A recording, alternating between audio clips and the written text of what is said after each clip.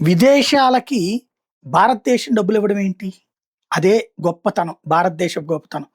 మనం విదేశాలకి అంటే ఇప్పుడు మన బడ్జెట్‌లో విదేశాలకు గూడా డబ్బులిచ్చాం.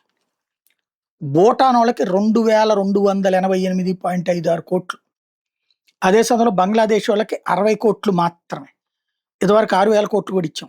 నేపాల్‌కి 800 కోట్లు, శ్రీలంకకి 400 కోట్లు, మాల్దీవులకి 550 కోట్లు, ఆఫ్ఘనిస్తాన్‌కి 150 కోట్లు. చాబహార్ పోర్ట్‌కి ప్రస్తుతానికి అలొకేషన్ ఆపారు. ఎందుకంటే అక్కడ ఏదో ఒక గందరగోళంగా ఉందనేది.